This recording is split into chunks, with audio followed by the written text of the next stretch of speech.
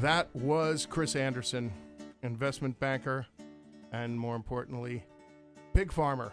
And now we're completely changing gears. We are joined in the studio, along with producer Tony Simone, by Dr. Lawrence Rox, who is a chemist, and he authored the book, The Energy Crisis, published by Crown in 1972. He's been featured in Time Magazine, National Review. He's addressed the United Nations. He's been on the Today Show, the cover of Time Magazine.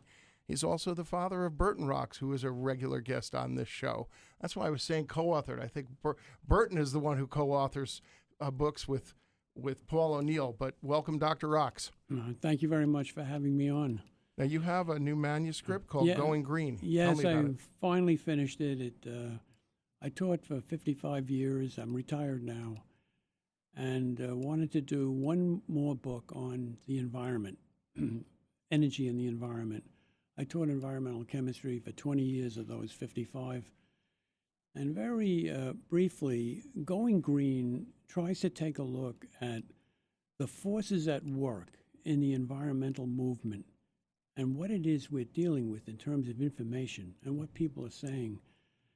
And of course, these are very politically charged times, and looks like things are going to get worse before they get better. So my manuscript tries to take a look at the next several decades, tries to look beyond Democrats, Republicans, liberals, conservatives. What do we need in this world? It's a limited world. How many goldfish fit in the bowl, so to speak? So to start, think about this. From United Nations data, 7.2 billion people on the face of the earth exhale more carbon dioxide per year than all coal-burning power plants in the United States put together. Now let's add to that farm animals. They exhale CO2 and they emit methane. Methane is 20 times more potent than CO2. So what is the human impact on global warming? Well, it's got to be anywhere from 10 to 30%. It's small, but it's certainly not negligible. So how do the politicians, the scientists grapple with this? My manuscript states, kind of boldly, I guess, that the environmental movement will fail if we don't have population control, perhaps even reduction. And what we need is a better study of climate patterns, and overall resources. And I speculate that one day we're going to have the equivalent of the Manhattan Project dealing with climate control, because that's where we're headed. We're not able to understand the forces in climate. It's always been changing. I mean, there are bones of whales by the pyramids. In Saudi Arabia, by the oil fields, there's the fossilized remains of oak trees. 6,000 years ago, there was a forest there. So there was a little ice age in Europe in 1600 to 1620. So climate has always been changing long before the Industrial Revolution, but slowly. Now we come along with the Industrial Revolution, and we're going to make it change fast. So I don't subscribe to the people who are belittling climate change and man's impact. I think we have a big impact, and it's serious. But I think we're naive if we think that population isn't part of it. It's not just coal-burning power plants or automobiles. It's people, their agriculture, and everything else that has this tremendous impact. Now, how do we put that into a package deal? Okay, there is, to get political, the Paris Accords were just entered into by 160 countries. We are going to try to reduce temperature rises on the planet Earth. But how? By trading carbon rights? I don't think that's going to work.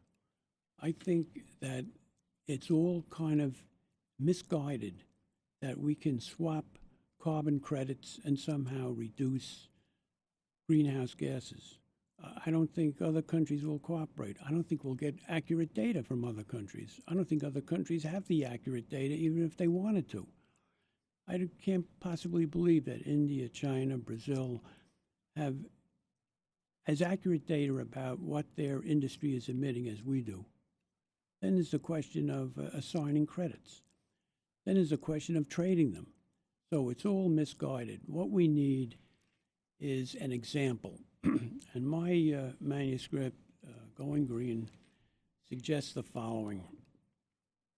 Let us start in North America with the North American Wind Association, including Mexico, United States, Canada, and of course, Alaska.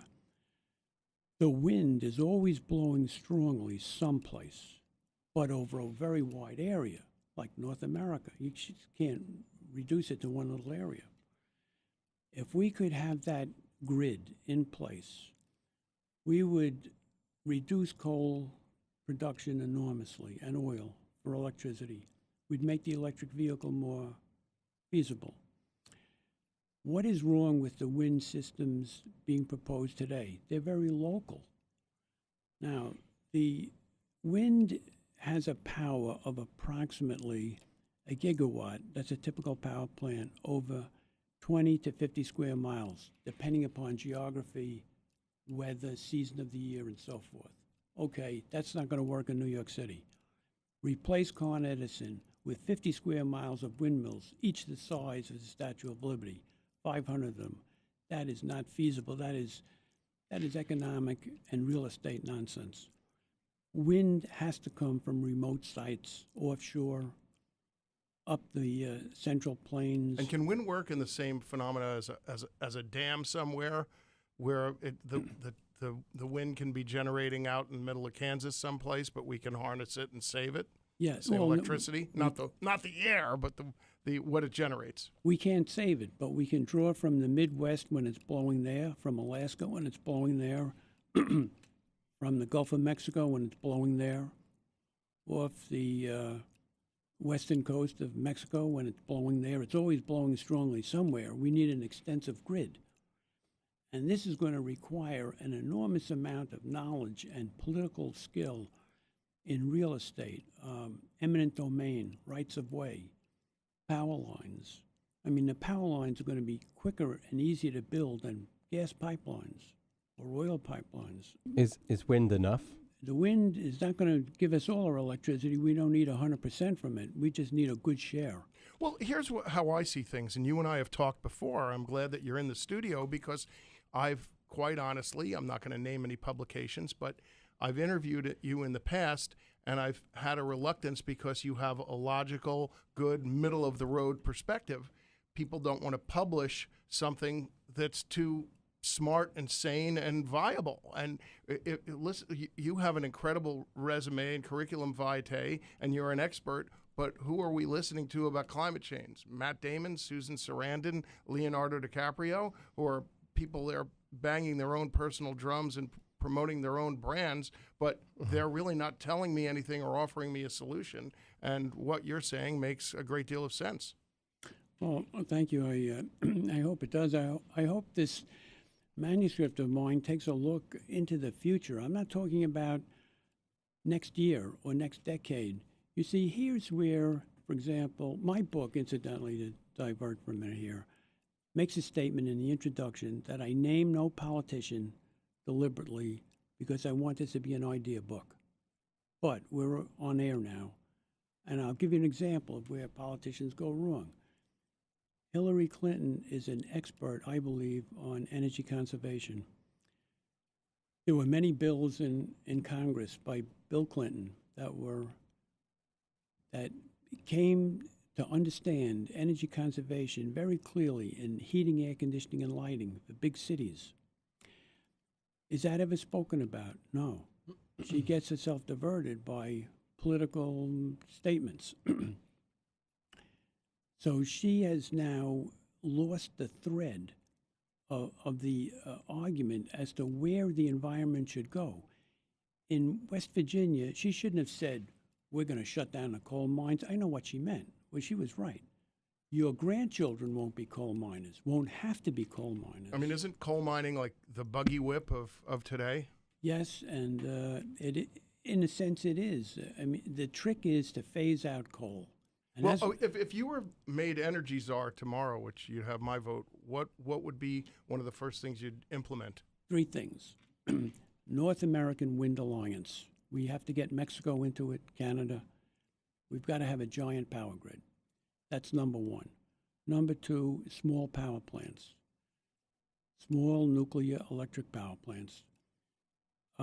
The type that's being recommended by Bill Gates. A lot of people don't realize it, but the Gates Foundation has funded research on small nuclear power because they're safer, like the ones on ships. So the second leg of this proposal is nuclear power, but small power plants. And I noticed that China now is going to smaller nuclear power plants from 1,000 megawatts down to about 300. Ships are about 20 or 30. So we can strike a balance in between, and they'll be much safer. Now, some people say, well, look. Why are the smaller ones safer? The heat loss problem. They're easier to cool. So in an emergency, they won't overheat. Got it. Mm-hmm. So some people say, well, the nuclear option is a really big mistake. And the genie is out of the bottle, as Einstein said, and he can't be put back in. There are 30 nations developing nuclear electricity. We're not going to be able to opt out.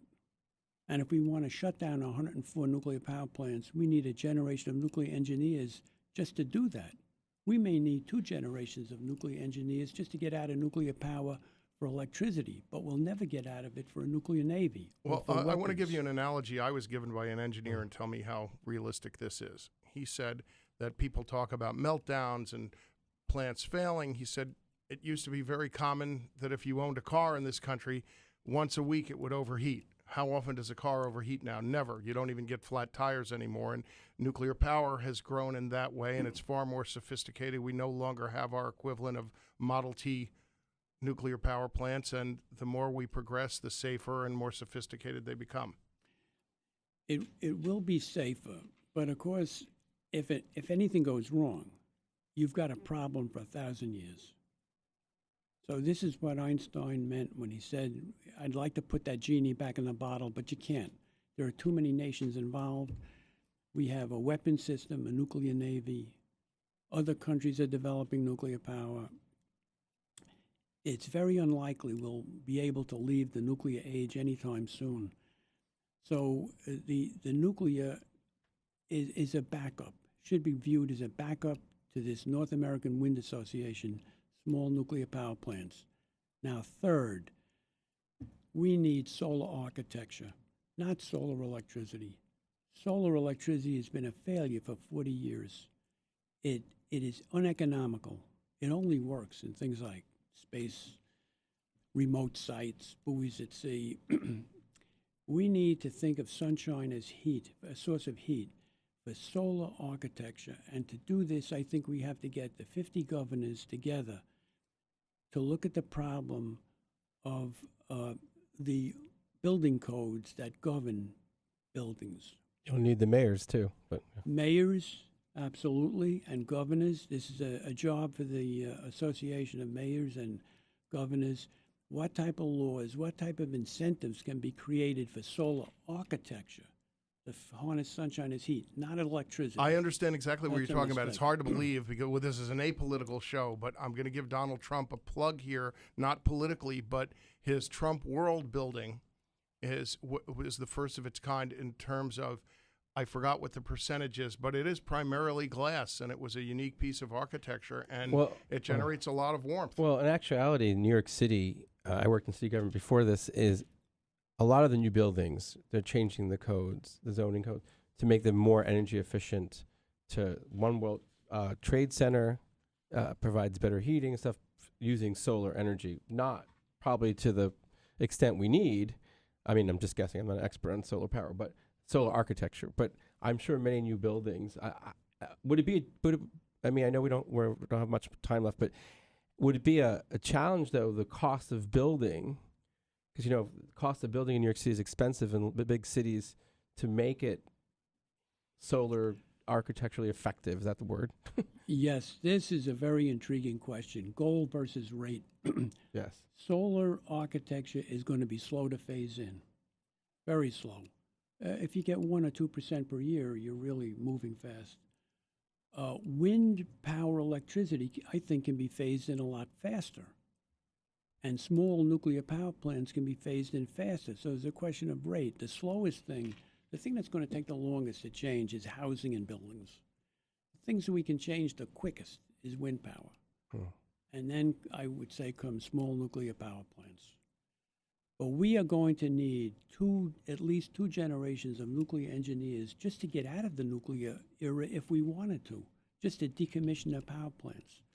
Sorry to interrupt, but do we know what's the popular sentiment? I believe a majority of Americans believe that there's a climate change Absolutely. problem. Yes. Not every elected official does, unfortunately, those who don't believe in science, but the majority definitely believe there is a major problem. I mean, they show footage of Antarctica and it's disappeared. I mean, you don't have to be, no offense, a scientist to know that there's a problem. The scientific community, if I can use that term loosely, there are thousands of teachers and millions of students all recognize that there is climate change. We are contributing to it. It's a question of rate and what to do with it. But I think for a politician to belittle it is a big mistake. We're listening to Dr. Lawrence Rock on WOR 710 AM radio, Stribling's, New York. Dr. Rock's really has a good, sensible position in a highly polarized argument. And a voice of reason shouldn't be one that's frightening. So we're going to wrap this up, but we're welcome back as a guest anytime, and we're glad to have had you on. Oh, Thanks for coming so into much. the studio and joining us. Thank you. Thank you. I'd love to come back.